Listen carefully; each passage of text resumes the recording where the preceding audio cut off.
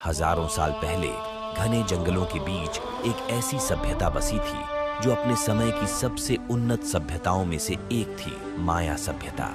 जब भारत की महान हड़प्पा सभ्यता और मेसोपोटामिया सभ्यता की नींव भी ठीक से नहीं पड़ी थी, तब यहाँ के लोग बिना किसी दूरबीन की ग्रहों की चाल समझ रहे थे और विशाल पिरामिड बना रहे थे। इन्होंने ऐसा कैलेंडर बनाया जिसे लेकर 2012 में दुनिया के पूरी तरह खत्म होने की अफवाहें फैल गई। और जब यह लोग इतने उन्नत थे तो उनकी जिंदगी कैसी थी, वे क्या खाते थे, क्या पीते थे और उनकी कुछ प्रथाएं आज के इंसान को डरावनी क्यों लगती हैं? ऐसे ही माया सभ्यता के मजेदार प्रथाओं को जानने के लिए वीडियो को अंत तक देखिएगा। कहानी की शुरुआत होती है साल 1839 से। ये वो दौर था जब दुनिया के नक्शे पर अमेरिका के मध्य का यह हिस्सा लगभग खाली समझा जाता था। माना जाता था कि यहाँ के जानलेवा जंगलों में इंसान का बसना नामुमकिन है। यहाँ सिर्फ मलेरिया था, जहरीले सांप थे और मौत थी। लेकिन दो खोजकर्ता जॉन लॉयड स्टीफंस और फ्रेडरिक कैथरवुड इन खतरों से नहीं डरे। स्थानीय आदिवासियों ने उन्हें पत्थर के पुराने घरों की कहानियां सुनाई थीं, जिन पर किसी को यकीन नहीं था। वे होंडुरास के उन बीहड़ जंगलों में घुस गए जहां सूरज की रोशनी भी जमीन तक नहीं पहुंचती थी। हर कदम पर एक अनजाना खतरा उनका इंतजार कर रहा था। हफ्तों की थकान और बीमारी के बाद वे लगभग हार मान चुके थे। तभी जंगल साफ करते वक्त उनकी कुल्हाड़ी एक सख्त चीज से टकराई। जब उन्होंने उस पर जमी सदियों पुरानी काई और झाड़ियां को हटाया तो उनके पैरों तले जमीन खिसक गई। वो कोई मामूली पत्थर नहीं था, वो एक स्तंभ था जिस पर किसी अनजान भाषा में कुछ लिखा गया था। उन्होंने नजरें ऊपर उठाईं तो सामने जंगल नहीं बल्कि एक विशाल पत्थर का मंदिर खड़ा था। यह कोपान शहर था, एक ऐसा शहर जो मिस्र के पिरामिडों जितना ही भव्य था लेकिन दुनिया से छिपा हुआ था। इस खोज ने पूरी दुनिया को चौंका दिया। यह था हजारों साल से भूली हुई लेकिन अपने समय की सबसे उन्नत सभ्यताओं में से एक, माया सिविलाइजेशन। अगर आज हम इनकी दुनिया को देखें तो यह आज के मेक्सिको, ग्वाटेमाला, बेलीज और होंडुरास के इलाकों में फैली हुई। समय के जिस पहिए पर हड़प्पा और मोहनजोदड़ो चल रहे थे, जिस समय मेसोपोटामिया में शहर बन रहे थे, ठीक उसी समय लगभग 2000 ईसा पूर्व यानी आज से 4000 साल पहले दुनिया के दूसरे कोने में इस घने जंगल के अंदर यह सभ्यता अपनी जड़ें जमा रही थी। लेकिन 19वीं और 20वीं सदी तक आर्कियोलॉजिस्ट की समझ बहुत सीमित थी। हमें लगता था कि जंगल में बस कुछ मंदिर हैं जहां लोग पूजा करने आते थे और चले जाते थे। हमें लगता था कि इनकी आबादी बहुत कम थी, लेकिन हमारी यह सोच गलत थी और इस गलती को सुधारने में हमें 100 साल से ज्यादा लग गए। साल 2018 विज्ञान ने ऐसी तकनीक विकसित की जो दीवारों के आर पार देख सकती थी। इस तकनीक का नाम है लाइडर यानी लाइट डिटेक्शन एंड रेंजिंग। वैज्ञानिकों ने एक हवाई जहाज पर लाइडर स्कैनर लगाया और उसे उत्तरी ग्वाटेमाला के जंगलों के ऊपर उड़ाया। इस मशीन ने जमीन पर करोड़ों लेजर पल्सेस फेंकी। इन किरणों ने पेड़ों के बीच की खाली जगह से जमीन को स्कैन किया और एक 3D मैप तैयार किया। कंप्यूटर ने जब डेटा प्रोसेस करके पेड़ों को हटाया तो जो नजारा सामने आया उसने वैज्ञानिकों के होश उड़ा दिए। जिसे हम खाली जंगल समझ रहे थे वो असल में एक मेगालोपोलिस था।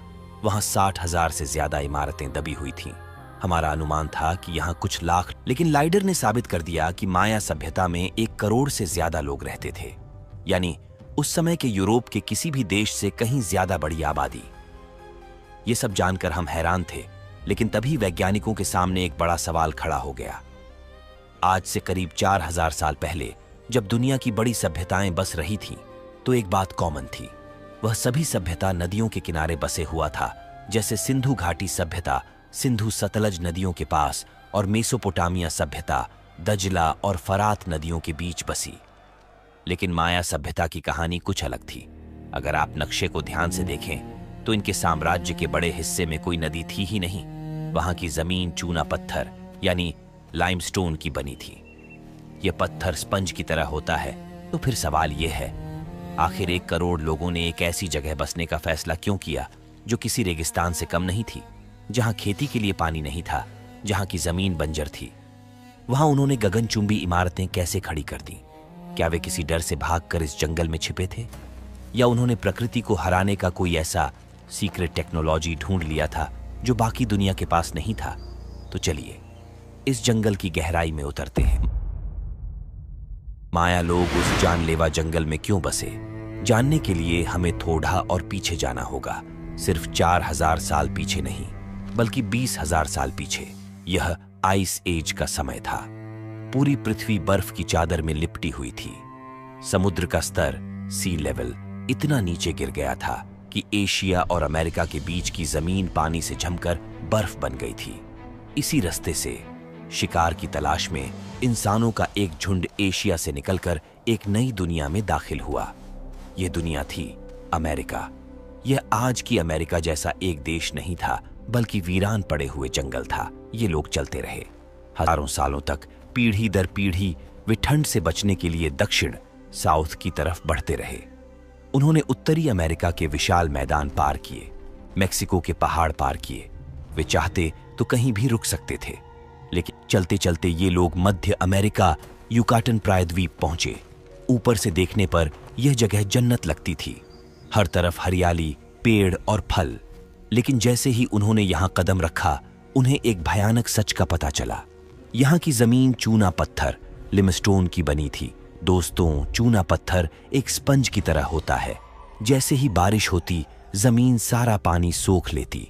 नदियां सतह पर बहने के बजाय जमीन के अंदर गायब हो जाती थीं। जानवर प्यास से मर रहे थे। खेती करना नामुमकिन था। ये जंगल एक धोखा था। तो फिर सवाल वही है, ये लोग यहां से भागे क्यों नहीं? वे वापस क्यों नहीं गए? क्योंकि उन्होंने पाताल लोक का दरवाजा ढूंढ लिया था। यह पाताल लोक आपके स्वर्ण की कहानी वाला नहीं है। जब वे पानी की तलाश में भटक रहे थे, तो उन्हें जंगल के बीचों बीच जमीन में गहरे गड्ढे दिखाई दिए। जब उन्होंने झांक कर देखा, तो नीचे अंधेरे में कुछ चमक रहा था। वो पानी था, मीठा, साफ और कभी न खत्म होने वाला पानी।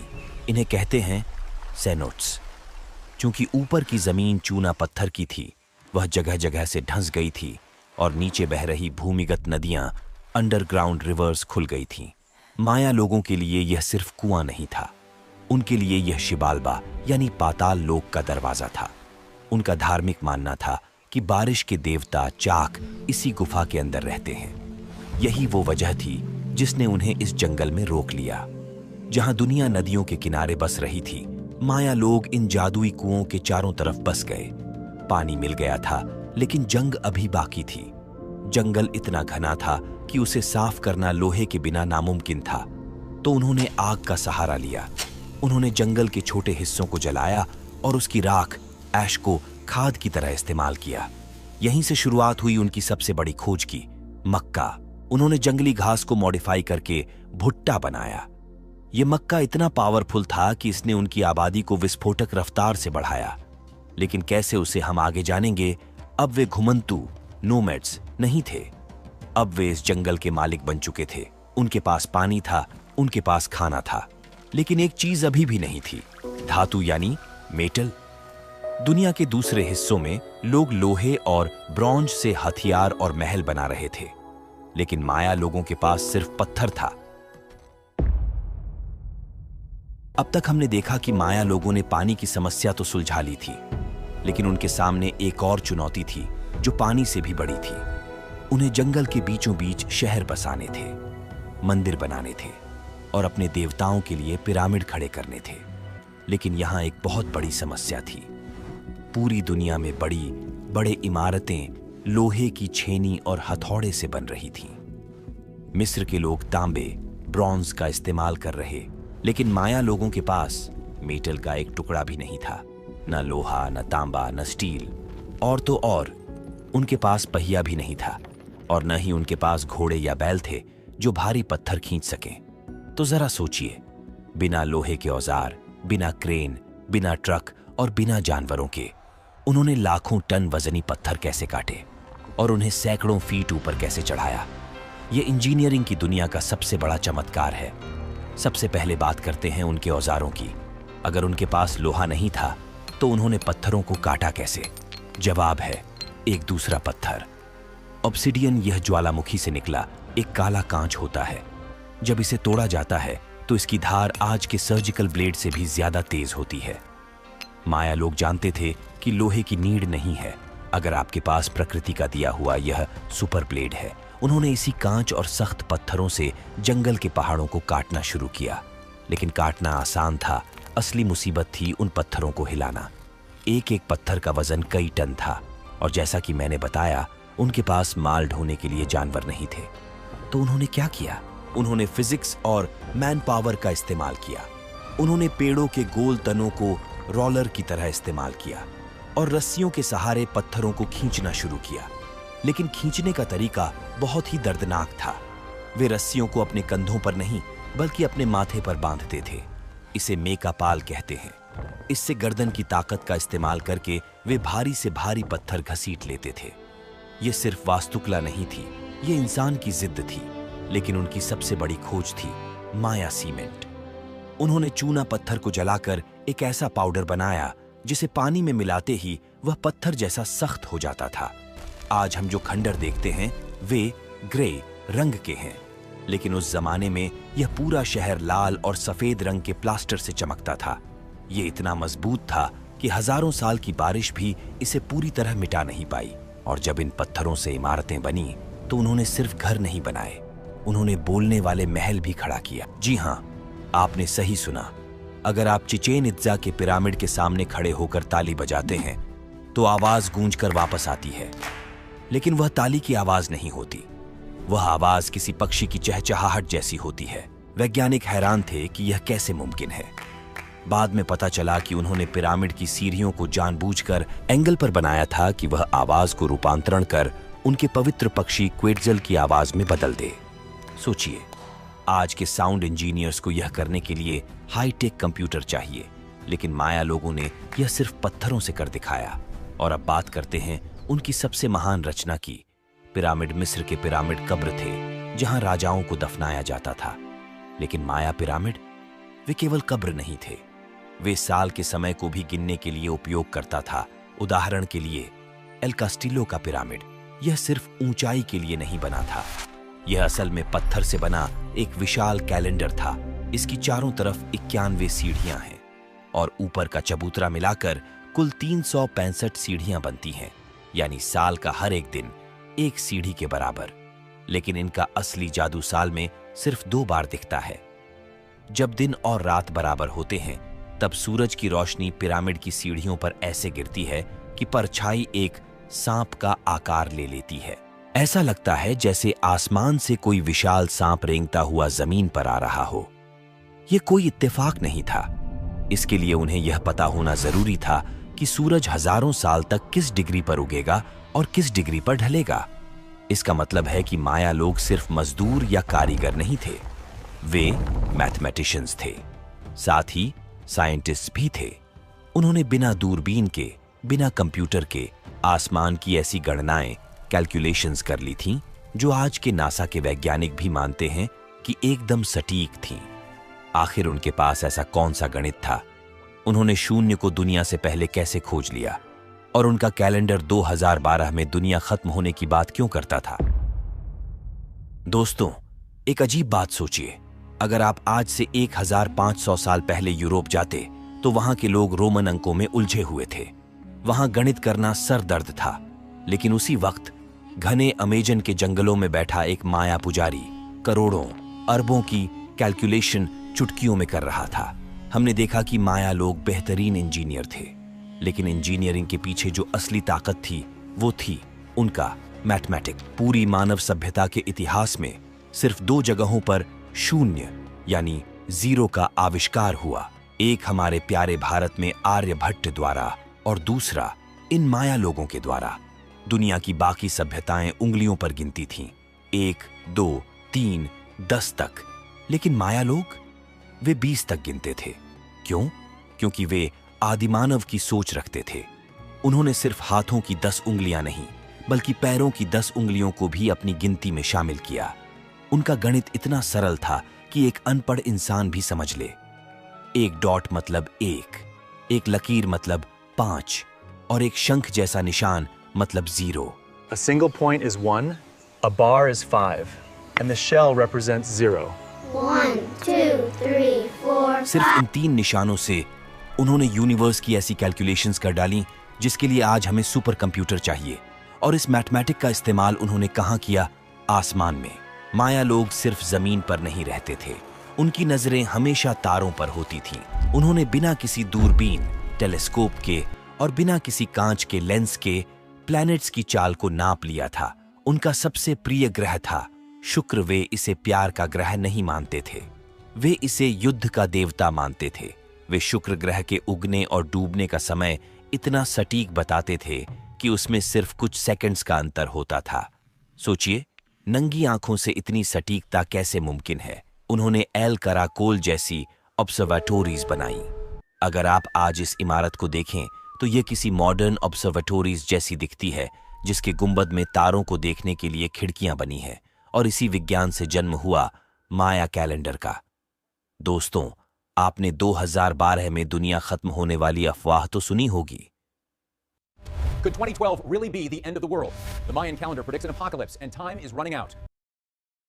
वो माया कैलेंडर की ही भविष्यवाणी थी, लेकिन सच तो यह है कि उनका कैलेंडर दुनिया खत्म करने के लिए नहीं था। वे समय को हमारी तरह एक सीधी लाइन में नहीं देखते थे कि 2023 बीता तो 2024 आया और पुराना साल हमेशा के लिए गया। वे समय को एक सर्कल मानते थे। उनका मानना था कि इतिहास खुद को दोहराता है। जो आज हुआ है वह हजारों साल बाद फिर होगा। इसी सोच से उन्होंने एक ऐसा कैलेंडर बनाया जो 10 या 100 साल का नहीं, बल्कि पूरे 5125 साल का एक महाचक्र था। इसे वे लॉन्ग काउंट कहते थे। उनके गणित के हिसाब से इस चक्र की शुरुआत हुई थी 11 अगस्त 3114 ईसा पूर्व को, यानी जब मिस्र के पिरामिड भी नहीं बने थे और हड़प्पा सभ्यता की नींव भी नहीं पड़ी थी। तब माया कैलेंडर की घड़ी टिक टिक करना शुरू कर चुकी थी। और यह 5125 साल का विशाल चक्र कब पूरा होना था? जी हां, उसी तारीख को 21 दिसंबर 2012। क्या 21 दिसंबर 2012 को दुनिया खत्म होने वाली है? क्या माया कैलेंडर ने पहले ही इस विनाश की भविष्यवाणी कर दी थी? दुनिया भर में लोग डरे हुए। दुनिया को लगा कि कैलेंडर खत्म मतलब दुनिया खत्म, लेकिन माया लोगों के लिए यह सिर्फ घड़ी का रिसेट होना था। जब माया सभ्यता के समाज इतना उन्नत था तो वहां के लोगों की जिंदगी कैसा था और उनकी प्रथाएं। दोस्तों, अब हम उन बड़े पिरामिडों और तारों की दुनिया से नजर हटाकर जमीन पर उतरते हैं। इतिहास अक्सर राजाओं की बात करता है, लेकिन उस जंगल में रहने वाले एक आम इंसान की जिंदगी कैसी थी? क्या वो खुश था या वो सिर्फ एक गुलाम था? सच यह है कि माया समाज में अमीरी और गरीबी का फर्क इतना गहरा था जितना आज के समय में भी शायद न हो। समाज साफ तौर पर दो हिस्सों में बंटा था। ऊपर थे राजा और कुलीन वर्ग। ये लोग शहरों के बीचों बीच पत्थर के महलों में रहते थे। इनके बदन पर जगुआर की खाल होती थी और सर पर क्वेट्जल पक्षी के कीमती पंख। और दूसरी तरफ था आम आदमी। राजा भले ही पत्थर के महलों में रहते थे, लेकिन आम जनता यानी किसान और कारीगर मिट्टी और लकड़ी के बने हवादार घरों में रहते थे, बिल्कुल हमारे यहाँ की झोपड़ियों की तरह, जिनकी छतें फूस की होती थीं ताकि गर्मी में भी घर ठंडा रहे। हैरानी की बात यह है कि वे जॉइंट फैमिली में विश्वास रखते थे। एक ही आंगन में कई घर होते थे। दादा दादी, चाचा चाची सब पास पास रहते थे। शाम को काम खत्म करने के बाद पूरा परिवार आंगन में बैठकर बातें करता था। यह अकेलापन नहीं, बल्कि एक कम्युनिटी लाइफ था। हर घर का दिल होती थी रसोई। और माया लोगों का भोजन हमारी रोटियों से बहुत मिलता जुलता था। वे मक्के को पीसकर आटा बनाते थे और उससे टोर्टिल्या बनाते थे, जो बिल्कुल हमारी मक्का की रोटी जैसी होती है। इसके साथ वे बीन्स, राजमा, कद्दू और मिर्च की चटनी खाते थे। जी हाँ, मिर्च। माया लोग तीखा खाने के बहुत शौकीन थे। सुबह का नाश्ता हो या रात का खाना, पूरा परिवार जमीन पर बैठकर साथ में भोजन करता था।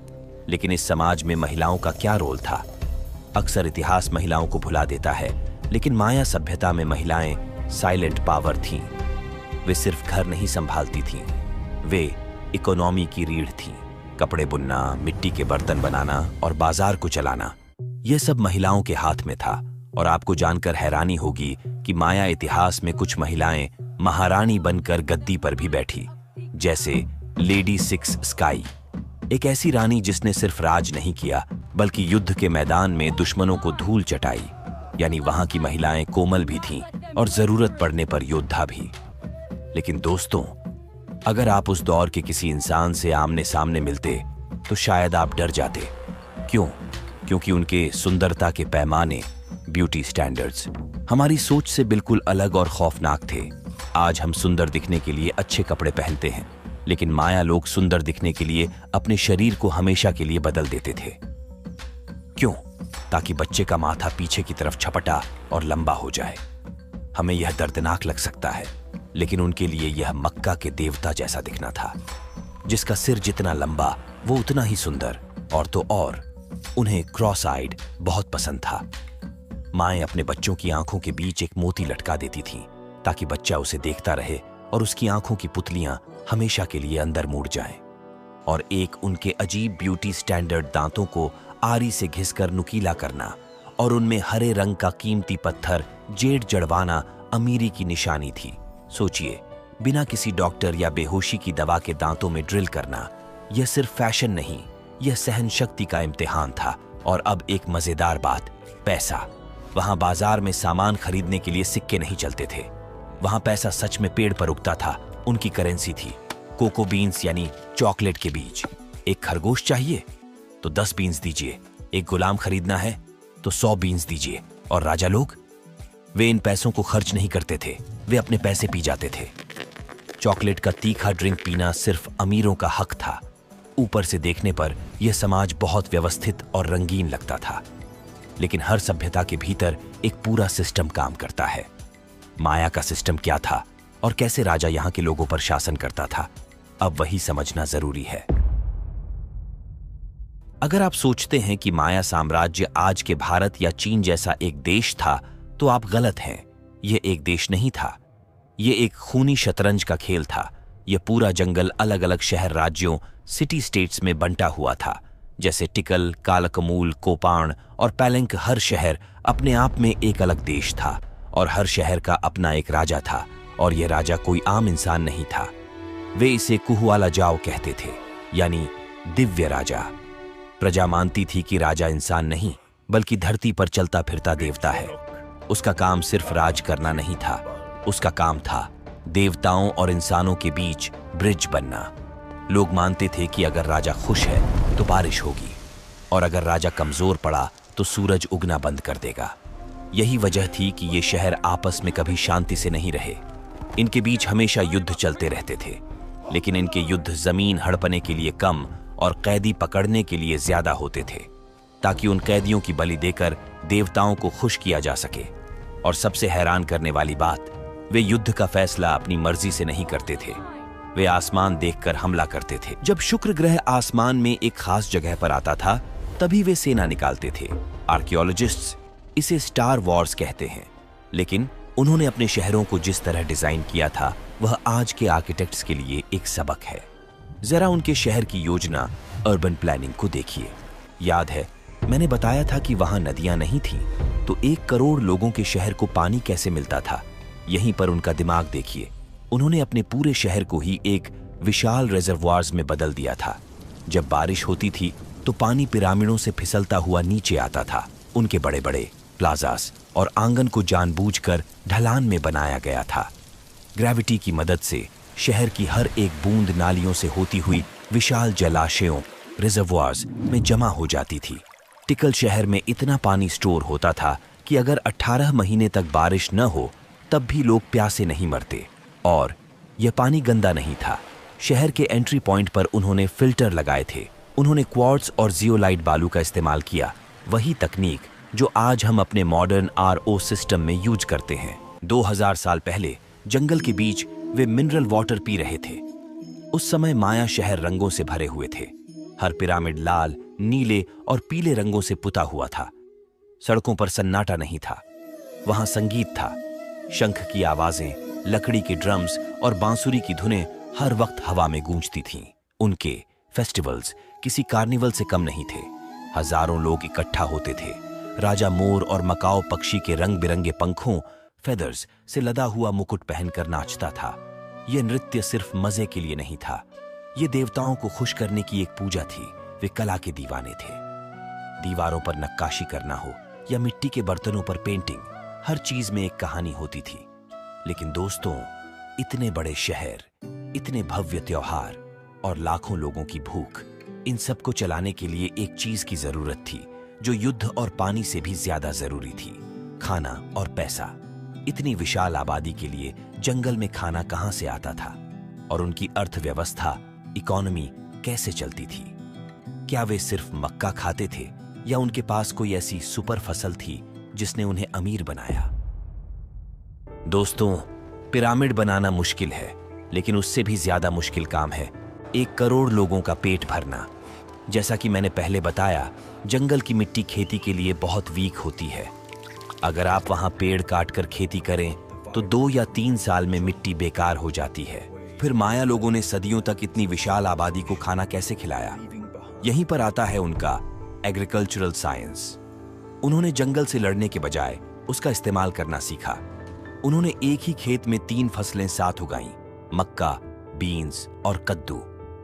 मक्का को बढ़ने के लिए नाइट्रोजन चाहिए जो बीन्स की जड़ें मिट्टी को देती थीं, और कद्दू के बड़े पत्ते जमीन को ढक लेते थे ताकि धूप से नमी न उड़े। यह प्रकृति का अपना परफेक्ट सिस्टम था, लेकिन उनका असली चमत्कार था दलदल में खेती, जिसे रेज्ड फील्ड्स कहते हैं। उन्होंने दलदली इलाकों में नहरें खोदी और उस गीली मिट्टी को उठाकर बीच में रेक्टेंगुलर खेत बना दिए। ये पानी के बीच में तैरते हुए खेत जैसे थे। इससे पौधों को हमेशा पानी मिलता रहता था और नहर की मछली का कचरा खाद फर्टिलाइजर का काम करता था। ये जंगल के बीच एक ऑटोमेटिक फूड मशीन थी जो साल में 1 नहीं बल्कि 3-3 बार फसल देती थी। जब पेट भरा होता है तभी इंसान कुछ नया सोचता है। इतनी सरप्लस फसल होने का मतलब था कि अब हर किसी को किसान बनने की नीड नहीं थी। यहीं से जन्म हुआ कारीगरों का। 1000 लोग अब ओनली कला पर ध्यान दे रहे थे। मिट्टी के बर्तन, क्लॉथ और ऑब्सिडियन, ज्वालामुखी का कांच के हथियार बनाने लगे। और जब सामान ज्यादा बन गया तो शुरू हुआ ट्रेड। लेकिन यहां एक बहुत बड़ी समस्या थी। याद है, न पहिया था, न घोड़े थे, न बैल थे। तो हजारों टन सामान एक शहर से दूसरे शहर सैकड़ों किलोमीटर दूर कैसे जाता था? जवाब है इंसानी ट्रक। जी हां, माया व्यापारी अपनी पीठ पर मेकअपल बांधकर 50-50 किलो का वजन उठाते थे और जंगल के रास्तों पर सैकड़ों किलोमीटर चलते थे। सोचिए, एक पूरा का पूरा हाईवे नेटवर्क जहां व्हीकल नहीं बल्कि थाउजेंड्स लोग कतार में चलकर सामान ढो रहे हैं, और जहां जमीन खत्म होती थी वहां पानी शुरू होता था। उनके पास विशाल कैनूज थी जो समुद्र में चलती थी। इनमें इतना सामान आता था जितना आज के एक छोटे ट्रक में। वे मेक्सिको से लेकर होंडुरास तक नमक, जेड, शहद और पक्षियों के पंखों का व्यापार करते थे। मार्केट्स उनके शहरों की जान थे। टिकल का मार्केट्स इतना बिग था कि वहां एवरीडे 20 से 25,000 लोग जमा होते थे। वहां की शोर शराबा, मसालों की खुशबू और रंगों की चमक किसी को भी दीवाना बना दे। उनके पास सब कुछ था, एक बेहतरीन सिस्टम, बेहिसाब पैसा, दुनिया का सबसे सटीक कैलेंडर और गगनचुंबी इमारतें। यह सभ्यता अपने गोल्डन एज में थी, करीब 900 ईस्वी तक। ऐसा लगता था कि यह साम्राज्य अब कभी खत्म नहीं होगा। लेकिन दोस्तों, इतिहास गवाह है, जब कोई सभ्यता अपनी ऊंचाई के शिखर पर होती है तो उनके पतन सिर्फ कदम दूर होती है। ऐसे ही घटना माया के साथ घटी। दोस्तों, साल 900 AD आते आते माया सभ्यता अपनी चरम सीमा पर थी। शहरों में लाखों लोगों की भीड़ थी, पिरामिडों पर ताजा पेंट चमक रहा था और राजा अपनी ताकत के नशे में चूर थे। लेकिन फिर अचानक सन्नाटा छा गया। महज 100 साल के अंदर दुनिया के सबसे बिग शहर वीरान हो गए। महलों में अब राजा नहीं बल्कि चमगादड़ रहने लगे। जिस कैलेंडर ने हजारों साल का भविष्य बताया था वो अचानक रुक गया। इतिहासकारों के लिए यह दुनिया की सबसे बड़ी मर्डर मिस्ट्री है। आखिर ऐसा क्या हुआ कि 1 करोड़ लोग अपने घर छोड़कर भाग गए? इसके पीछे कोई एक वजह नहीं थी। यह एक डोमिनो इफेक्ट था। जब एक ईंट गिरी तो उसने पूरे महल को गिरा दिया। पहला कारण था खुद उनकी गलती, इकोलॉजिकल सुइसाइड। याद है, मैंने बताया था कि वे पिरामिडों को प्लास्टर करने के लिए चूना पत्थर, लाइमस्टोन जलाते थे। सिर्फ एक पिरामिड को पेंट करने के लिए उन्हें हजारों एकड़ जंगल काटना पड़ता था। उन्होंने अपने शहरों को सजाने के लिए उस जंगल को ही काट दिया जो उन्हें सांस और बारिश देता था। और जब पेड़ नहीं रहे तो बादल भी रूठ गए। वैज्ञानिकों को वहां की चिचानकानब लेक के तल में सबूत मिले हैं कि उस समय एक महासूखा पड़ा था। ये कोई 1 से 2 साल का सूखा नहीं था, ये 100 साल तक चला। बारिश 50% से 70% तक कम हो गई, जलाशय सूख गए और नदियां गायब हो गईं। दूसरा कारण था जनसंख्या विस्फोट, ओवर पॉपुलेशन। माया लोग अपनी ही सफलता के शिकार हो गए।